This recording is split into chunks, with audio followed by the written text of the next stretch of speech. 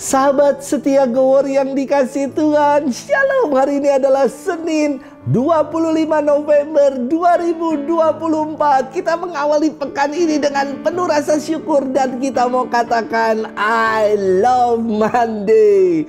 Hari ini kita akan menimba inspirasi hidup dari kabar sukacita Tuhan yang diambil dari Injil Lukas 21 ayat 1 sampai dengan 4. Kita siapkan hati kita. Haleluya, haleluya, haleluya, haleluya. Berjaga-jaga dan bersiap-siaplah, sebab anak manusia datang pada saat yang tidak kalian duga. Haleluya, haleluya, haleluya, haleluya. Tuhan bersamamu dan bersama rohmu. Inilah Injil suci menurut Lukas. Dimuliakanlah Tuhan. Di bait Allah, tatkala mengangkat muka, Yesus melihat orang-orang kaya memasukkan persembahan mereka ke dalam peti persembahan. Ia melihat juga seorang janda miskin memasukkan 2 peser ke dalam peti itu. Maka Yesus berkata, Aku berkata kepadamu, sesungguhnya janda miskin ini memberi lebih banyak daripada semua orang itu. Sebab mereka semua memberikan persembahannya dari kelimpahannya. Tetapi janda ini memberikan dari kekurangannya, bahkan ia memberikan seluruh nafkahnya. Demikianlah sabda Tuhan. Terpujilah Kristus. Sahabat setia Gowor yang dikasih Tuhan, Shalom. Pernah suatu kali ada seorang anak. Dia terbiasa setiap kali misa, mama papanya akan memberikan 2 uang untuk dimasukkan dalam 2 kantong kolekte. Dalam kolekte 1 dan dalam kolekte yang kedua yang biasa dikhususkan bagi operasional gereja. Namun kini di gereja saya tidak ada kolekte kedua lagi. Maka anak ini yang terbiasa masukin 2 kantong, kini bingung ketika kantongnya hanya tinggal 1. Selesai misa, ia bawa uang itu dan ia bilang kepada saya, Romo, tadi kantongnya yang 1 tidak ada. Jadi uang kolektenya belum saya masukkan, titip Romo untuk masukkan. Istimewa sekali. Anak yang polos, yang ingin mempersembahkan yang terbaik bagi Tuhan. Sahabat setia Gowor yang dikasih Tuhan. Firman Tuhan hari ini mengisahkan tentang persembahan yang diberikan orang-orang kaya. Beda sekali dengan persembahan yang diberikan oleh janda miskin. Kisahnya menarik karena orang-orang kaya memberikan persembahan yang banyak jumlahnya.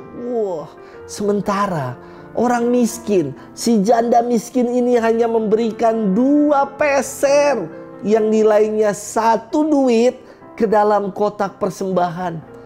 Nilai yang sangat kecil, yang jauh berbeda dengan orang-orang kaya yang tadi telah mempersembahkan persembahannya antara bumi dan langit tentu. Namun Yesus justru memuji persembahan janda miskin itu. Ia bersabda, sesungguhnya janda miskin ini memberi lebih banyak daripada semua orang kaya itu. Sebab mereka semua memberikan persembahan dari kelimpahannya. Sementara janda ini memberi dari kekurangannya, bahkan ia memberikan seluruh nafkahnya.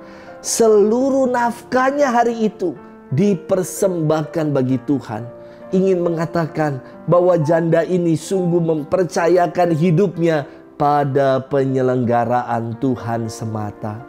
Sahabat setia Gowor yang dikasihi Tuhan, dalam kisah ini nampak janda miskin ini memberikan sebuah pemberian yang tidak ternilai. Bukan perkara jumlahnya, bukan.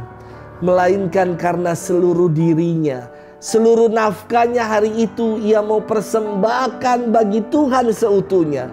Ia sungguh mau berserah bergantung dan mau mengandalkan Allah saja. Nampak sekali relasi yang begitu dalam antara janda ini dengan Allah yang menjadi pegangan, andalan dan junjungan dalam hidupnya.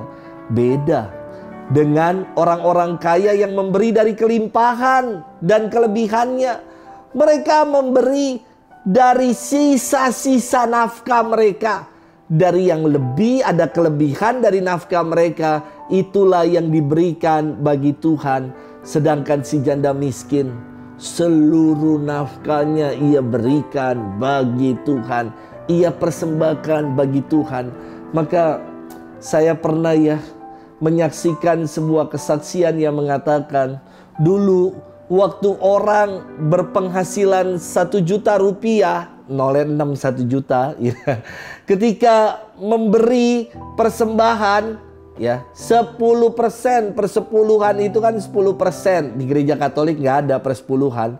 Tapi ketika orang punya gaji 1 juta diminta perpuluhan 10%, yakni nolnya berarti 6 coret 1 tinggal 5, berarti 100.000. Ketika orang mempersembahkan 100.000, enteng sekali pasti. Namun ketika orang sudah mencapai gaji atau punya penghasilan 1 miliar yang nolnya ada 9, dan harus mempersembahkan 10 persepuluhan itu, nilainya sebesar 100 juta. Orang akan mikir-mikir rasanya. Maka syukur di dalam gereja Katolik bukan soal nilai atau jumlahnya, tetapi intensi, niatnya, persembahan diri sepenuhnya yang berkenan di hadapan Tuhan.